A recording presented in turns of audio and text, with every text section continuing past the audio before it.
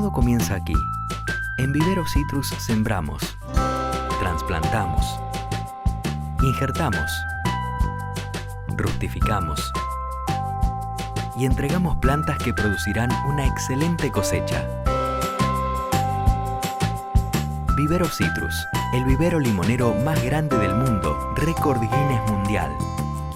El origen de una plantación exitosa.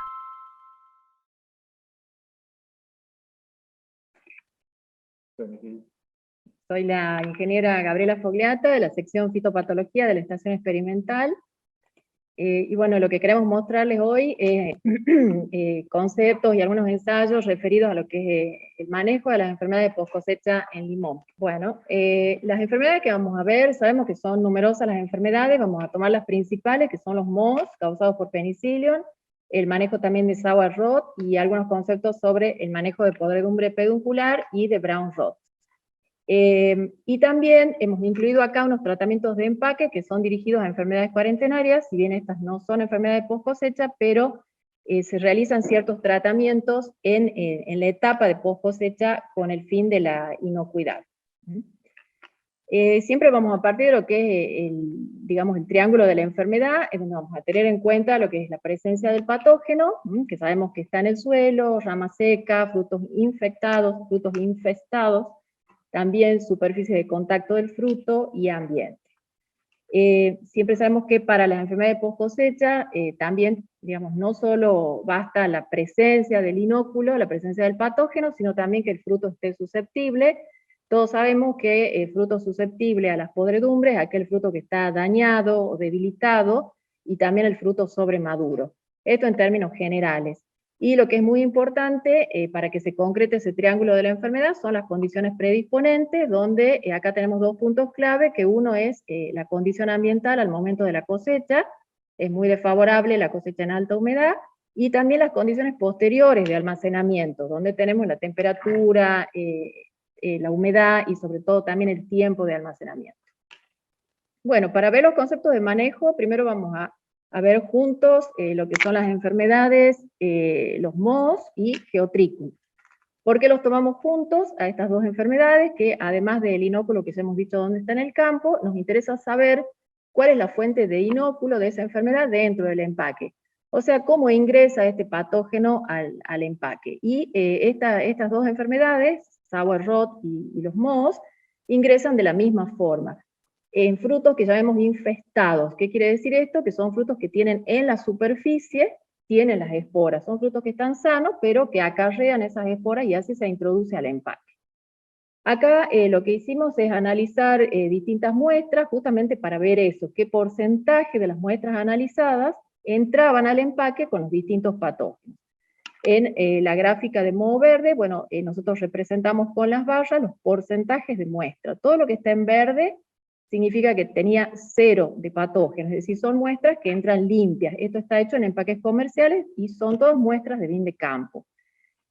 Cuando vemos las barras de color, ya tenemos muestras que están contaminadas superficialmente con los patógenos, y los distintos colores más oscuros es el nivel que tenía, la carga de patógenos que tenía. Como ustedes pueden ver, en el caso de moho verde, en marzo, por ejemplo, todas las muestras analizadas, esto es de varios años de estudio, no hemos detectado muestras que ingresen con penicillium, pero ya a partir de abril ya se observa que el 50% de las muestras que tomamos ya tenían la presencia, y eso va incrementando a valores superiores a 80% en el resto de los meses. Para sour rot hicimos lo mismo, en este caso sí se observa a partir de marzo, y por ahí con valores bastante altos. Fíjense en este color oscuro, más de 100 unidades formadoras de colonia nos dio al sembrar, digamos, estas muestras. Y después esto varía con los meses, pero está presente siempre, ¿no? Un poco lo que queremos mostrarles ahí es, la conclusión es que está siempre presente. Una vez que ingresa al empaque, ya el patógeno está adentro, puede haber una recontaminación, si se pudre algún fruto ya puede generar una nueva fuente de inóculo, pero a la vez todo esto va contaminando tanto el ambiente del empaque como las superficies del empaque. Entonces nosotros consideramos que es muy importante evaluar lo que es la limpieza y la desinfección. Para eso tenemos dos metodologías En realidad hay otras cosas también que se pueden evaluar, pero estas son las más comunes, que es la sedimentación en placa, en donde podemos ver la cantidad de penicillium que tenemos en el ambiente, en el aire, o sea, se refiere a las esporas que están en suspensión. Y el hisopado, que nos resulta una herramienta muy útil y que permite ver la superficie por la que pasa la fruta, toda la superficie que toca en la línea del empaque. Con eso podemos ver dos patógenos, Penicillium y Geotrichum. Como resultado de todas las muestras que uno va analizando a lo largo de los años, vemos que lo que detectamos principalmente a lo largo de toda esa línea es Penicillium digitatum, en mayor prevalencia que los otros dos Penicillium presentes que tenemos, que es el Italicum y el Ulayense. Y en cuanto a los lugares, hemos encontrado en todas las áreas y superficies del empaque, desde el volcado de la preselección hasta el final del proceso, sea en la cajonera. Los puntos críticos varían mucho entre las empresas, digamos, esto depende mucho del manejo, hay empresas que trabajan en forma muy limpia, otras empresas que no tanto, que tienen problemas de contaminación intra-empaque, pero sí vemos que tenemos dos puntos críticos, uno es el volcado de la preselección y el volcado del empaque. El volcado del empaque es importante cuando la fruta ha estado en cámara de desverdizado, porque generalmente ahí se produce algún podrido y eso después se vuelca en el empaque y contamina toda la línea, ¿no? Y otro punto crítico es el túnel de secado. En el caso del túnel de secado, yo creo que la problemática ahí es un tema de limpieza, realmente es un punto que acumula muchos patógenos, entonces eso hay que tener en cuenta. Bueno, vamos a lo que son los ensayos ya de control. Ya sabemos que la fruta entra con patógenos en superficie y por eso evaluamos los desinfectantes. Siempre que hablemos de desinfectantes, tenemos que tener en cuenta que lo que hace el desinfectante es matar, eliminar o disminuir la presencia de ese patógeno que está sobre la superficie del fruto antes de que se inicie la infección. ¿Qué es lo que hicimos acá? Nosotros hemos probado, la verdad, que más de 20 sales, desinfectantes, bioproductos que están reportados en distintos lugares. Y bueno, nos hemos quedado con una lista más reducida. Muchos de ellos lo hemos descartado por una baja eficacia de control, y otros que tenían muy buena eficacia, pero que no tienen por ahí posibilidades de registro, o que causan fitotoxicidad bastante severa. Bueno, el ensayo lo que hicimos fue comparar el hipoclorito de sodio, que es lo básico, digamos, estándar de laboratorio, bicarbonato, que es lo básico, y comparamos en forma separada distintos productos. Por un lado tenemos Proalium es un extracto de aliáceas, también probamos ácido peracético, 2 concentraciones de dióxido de cloro y sorbato de potasio. Yo acá grafico la eficacia de los desinfectantes para reducir las dos enfermedades, moho verde y sour rot. Y tracé una línea a los 40% de eficacia para ver cuáles son los más eficaces. Ustedes fíjense, el bicarbonato de sodio, que es una herramienta que todos usan, sigue resultando la más eficaz, como siempre les mencionamos, para controlar ambas enfermedades. Es muy importante mantener ahí la concentración cercana al 3%. En el caso del hipoclorito, que también es la herramienta de uso corriente y obligatoria, digamos, para poder exportar a la Unión Europea, vemos que es más eficaz para sour rot que para moho verde. En el caso de Proalium, que nos resultó muy interesante la desinfección acá que causó moho verde, pero sí vemos que cae. La primera barra es la evaluación a los 7 días y después cae a los 14 y a los 21, mostrando quizá una acción más fungistática que fungicida. Para sour rot tuvo un valor interesante, si bien no es un valor de 70-80, pero teniendo en consideración que hoy para Europa no tenemos un fungicida eficaz, puede resultar una herramienta muy útil. Interesante además este producto porque ya tiene registro orgánico inclusive. En el caso del ácido peracético vemos que es más eficaz para sour rot que para moho verde, y el dióxido de cloro, la verdad que nos resultó baja eficacia de control, esta dosis evaluada, y la dosis de 10 partes por millón controló un poco mejor sour rot, pero muy bajo control de moho verde. En el caso de sorbato, la situación inversa controló mejor moho verde que sour rot. Esto es medio inverso a lo que se observa generalmente con el cloro. Bueno, nosotros, ¿qué es lo que ocurre generalmente? Y en toda la bibliografía menciona que cuando se hace la desinfección y las pruebas de laboratorio, o sea, con condiciones controladas de laboratorio, resultan muy eficaz, pero el problema es cuando llevamos esos desinfectantes a las condiciones reales de aplicación de los empaques. Para ello yo traigo para mostrarles 3 ensayos. Este es el primer ensayo donde hicimos primero por separado para analizar la eficacia, cuánto me aporta de desinfección cada producto.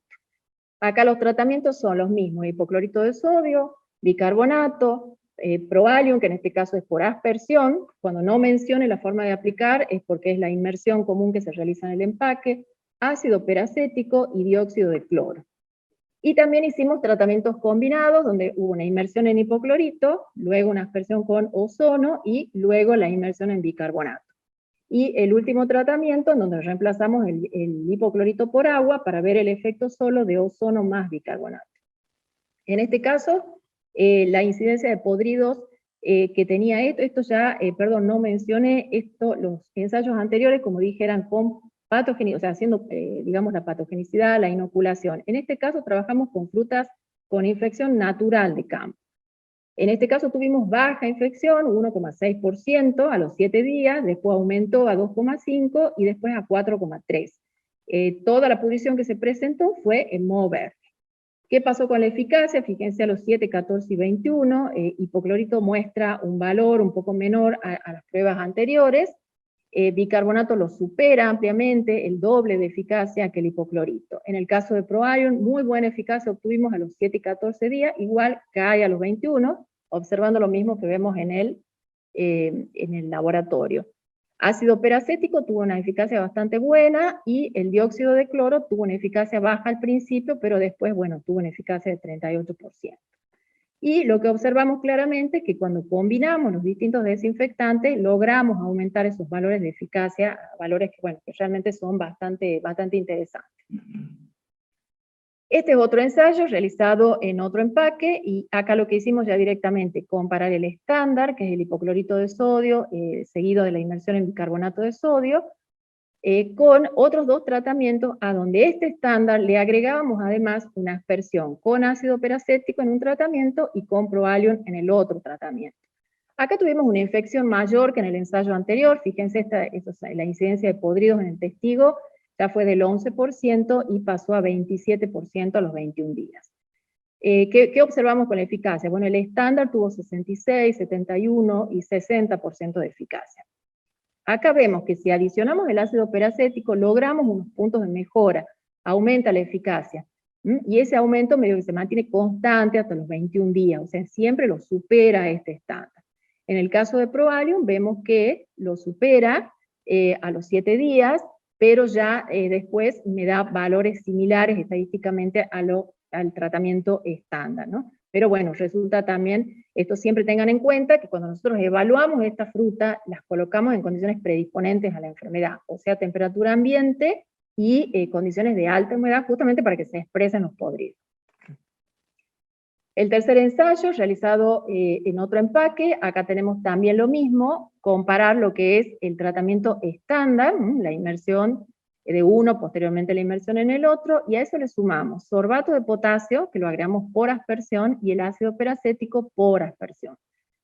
Este ensayo lo empezamos a evaluar a los 14 días, y a los 14 días tuvimos un 8% de frutas con penicillium. Vemos que la eficacia de control del estándar fue 62%, y que con sorbato logramos una mayor eficacia, un poco lo que veíamos también en las pruebas de laboratorio, donde sorbato sería más eficaz para control de penicillium.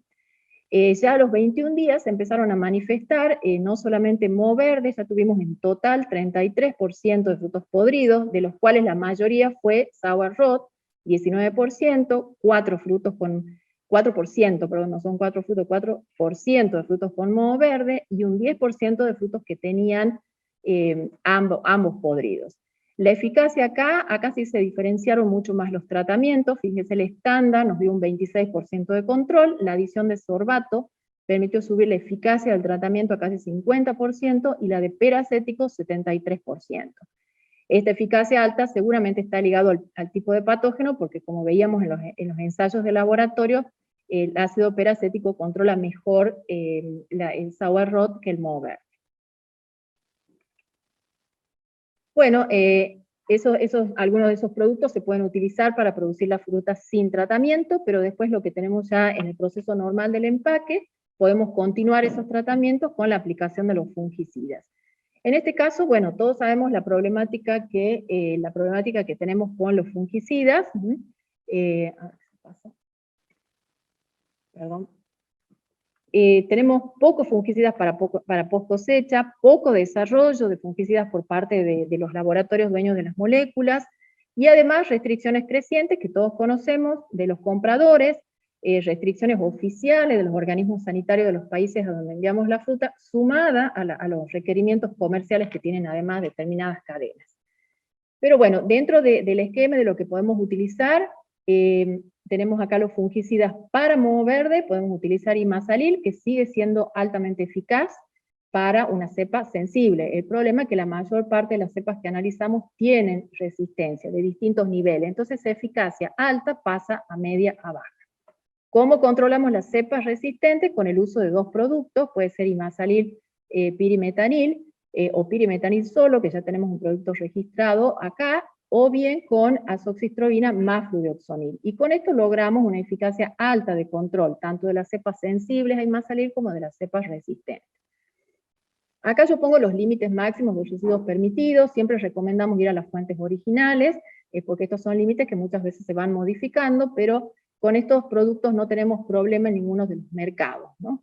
Después tenemos tiabendazol, que lo pongo para moho verde, estaba reportado, nosotros el 100% de las cepas que hemos evaluado no controla, tiene cero eficacia, pero bueno, lo colocamos ya como control de podredumbre peduncular.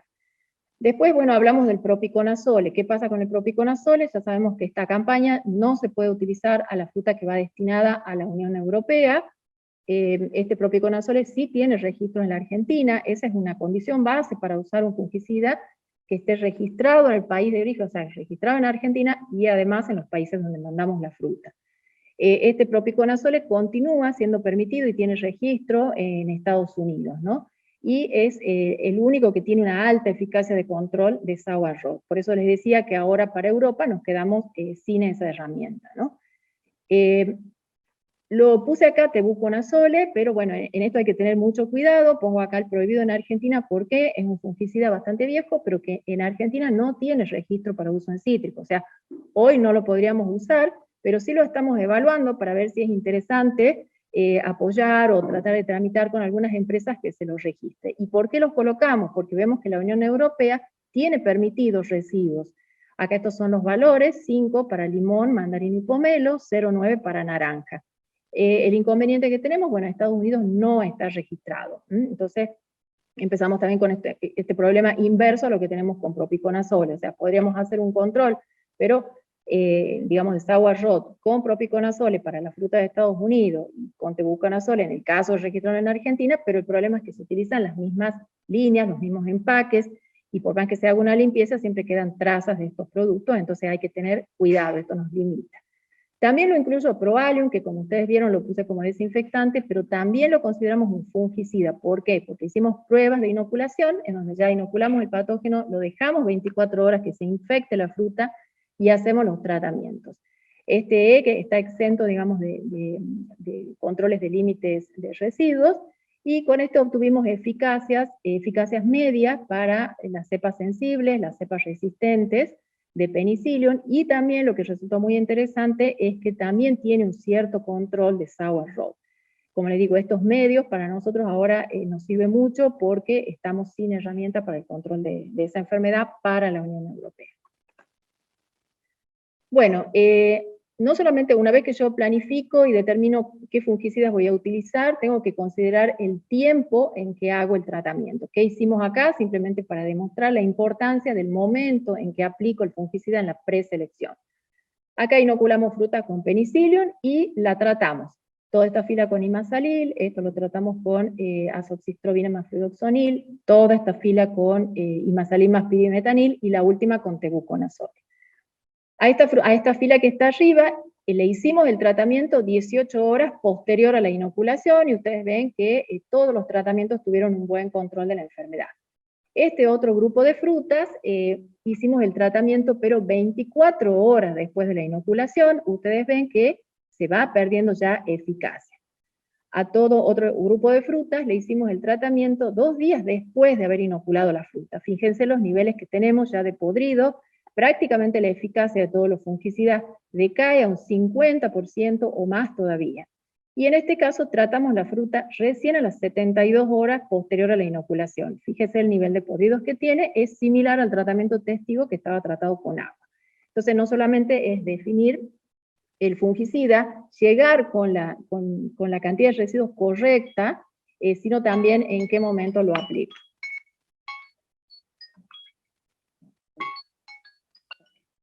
Bueno, en podredumbre peduncular, bueno, es una enfermedad que tiene ya un concepto diferente a las anteriores. Acá la infección se produce en el campo, ¿no? Esto ya lo hemos mostrado muchas veces, muy importante la edad de la planta en la incidencia, no vamos a entrar en muchos detalles, simplemente para recordarles que la incidencia de podredumbre peduncular es mucho más alta en las plantas de mayor edad, sobre todo cuando tienen la presencia de ramas secas en su interior. ¿Por qué? Por una cuestión de que el inóculo se encuentra presente en esa rama, ¿no?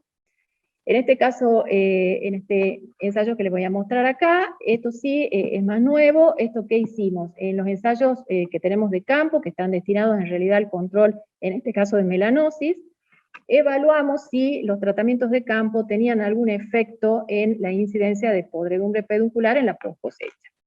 Fíjense acá el ensayo de arriba. Estos son plantas tratadas únicamente con cobre en toda la campaña, tienen un 8% de podredumbre peduncular. Cuando incorporamos las estrobilurinas, vemos que se reduce a 6%, 3%, 5%. Estamos viendo un efecto de disminución. Este es otro ensayo en donde también hicimos solamente cobre, tenemos un 4% de podridos. En este caso hicimos cobre, pero comenzando en vez de octubre, en noviembre. Fíjese el incremento, porque esta es una enfermedad que la infección ocurre en el momento de la floración. Y en el caso de incorporar las estrobilurinas, acá baja significativamente el nivel de podridos a 1,3%. En Famaillá hicimos otro ensayo, y acá también observamos lo mismo, un tratamiento de cobre con, en caso de fruta desverdizada, 15% de podredumbre peduncular versus casi un 4% en la fruta tratada a campo con estrobilurinas. Después esa diferencia también es muy marcada, esta que está en oscuro ya es fruta cosechada amarilla, que no pasó por el desverdizado, pero también vemos la influencia a favor de lo que es el tratamiento de campo con la estrobilurina. Bueno, estos son tratamientos que hicimos en distintas fincas, en este caso para ver la influencia de la temperatura, lo que hablaba Dardo, de una de las ventajas de bajar la temperatura. ¿Qué hicimos acá? Se realizó la cosecha de distintas fincas y se colocaron en distintas condiciones, temperatura ambiente versus 8 grados y 4 grados centígrados. Luego de 30 días de almacenamiento, observamos el nivel de podridos que tuvimos, ¿no? Fíjense cómo se marca claramente la incidencia alta de lo que es una temperatura ambiente, y tenemos en algunos casos una diferencia entre 8 grados y 4 grados. En otras fincas, por ejemplo, en esta tuvimos un 1%, pero acá sí se marca, baja de 5 a 1, en este caso de 1 a 0, 1 a 0, 7 a 0. O sea que la influencia de almacenar la fruta a 4 grados nos resultó muy favorable versus 8 grados. Después que sacamos esa fruta a los 30 días de frío, continuamos el ensayo y hacemos una evaluación 10 días posteriores, ya dejándolo a temperatura ambiente, y bueno, ahí también vemos la diferencia, pero ya digamos, no es tan marcada la diferencia entre 4 y 8, salvo en algunas fincas, ¿no? Bueno, en el caso de podredumbres pedunculares, ya he mencionado cuáles son los fungicidas que tenemos hoy. Azoxystrobina más fluidoxonil, altamente eficaz. Tiabendazole tiene una eficacia media, y bueno, tebuconazole media, con el tema que no lo podemos utilizar todavía en Argentina. Bueno, en este caso hicimos un ensayo ya para ver frutos inoculados, y ustedes pueden ver acá que también es similar la respuesta para los dos patógenos, tanto para Phomopsis citris como para Laceo diploide. Con el momento de aplicación para podredumbre peduncular, ¿qué hicimos? Aplicamos el producto Graduate, que es azoxystrobina más fluidoxonil, solamente en la preselección de un empaque, y analizamos las podredumbres, y ustedes fíjense que no tuvimos podredumbre hasta los 28 días que se evaluó. En cambio, cuando no aplicamos este fungicida en la preselección y lo aplicamos en la cera, tuvimos una eficacia alta, mostrando que realmente no resulta eficaz esa aplicación, sino que la más eficaz es la inicial. Bueno, Phytophthora, bueno, rápidamente, digamos, el control ya sabemos, y eso está comprobado, que se realiza en campo con 3 aplicaciones o 2 aplicaciones de sales de fosfito. Acá simplemente lo que queríamos recordarles es que es muy importante las condiciones de campo al momento de la cosecha, y que hay que tener cuidado con los tipos de fosfito. Vemos mucha variabilidad entre marcas comerciales, e inclusive algunos que a dosis alta causan una fitotoxicidad importante, vinculada más que nada con pHs bajos de los fosfitos. Bueno, lo último que me queda ya es ver el tema de inocuidad que les comentaba. Acá nosotros tenemos un tema importante que es con respecto a la producción orgánica. Para producir y para exportar fruta orgánica tenemos el inconveniente del cloro. Los protocolos de exportación a la Unión Europea exigen que se utilice cloro en el empaque para matar la bacteria saprofítica de Cancrosis, que va sobre la fruta asintomática. Y la producción orgánica, algunas certificaciones orgánicas no permiten el uso del cloro. Por eso estamos trabajando, comenzamos el año pasado, con algunas pruebas para buscar qué alternativas podemos tener que puedan ser utilizadas para la producción orgánica y que a la vez la Unión Europea la acepte por el tema de inocuidad de campo. ¿Qué es lo que hicimos acá? Es comparar hipoclorito de sodio con bicarbonato de sodio, sorbato, ozono y peracético. Hicimos 3 ensayos. Bueno, los 3 ensayos nos mostró una alta eficacia de control, todas estas alternativas, mostrando que tenemos que seguir trabajando y seguramente vamos a poder hacer el reemplazo si lo aceptan, por supuesto, los mercados de destino. Y bueno, la última diapositiva que tengo para mostrarles ya es también la inocuidad que trabajamos con mancha negra, trabajando en el empaque. Acá podemos ver en verde toda la fruta que no tuvo tratamiento de post cosecha, en naranja fruta tratada con Gradué en preselección, y a su vez lo pusimos en distintas temperaturas. Con esto, ¿qué queríamos mostrar? Que fruta asintomática, que proviene de lotes con mancha negra y que es tratada en el empaque, puede frenar la expresión y la manifestación de los síntomas en post cosecha. Así que bueno, eso es importante también. Acá también en este caso llegamos a 0 haciendo doble adición de Graduate de esta fruta asintomática, primero en la preselección y después en la 0. O sea que es una herramienta que también estamos trabajando y evaluando para ponerla, digamos, a disposición como una medida más, siempre recordando que la inocuidad, por supuesto, que se hace en el campo. Bueno, como desafíos, lo que tenemos es seguir trabajando con los desinfectantes, con los bioproductos que estamos evaluando, con los fungicidas de riesgo reducido y con los productos que tienen el registro orgánico, que bueno, son los requerimientos que tiene el sector y que tienen los mercados compradores actualmente. Muchas gracias por su atención y le quiero agradecer, bueno, a todas las empresas que han colaborado, a Finoa, a la sección química que nos hace todos los análisis del residuo de todos los ensayos, y bueno, y a mi equipo de fitopatología.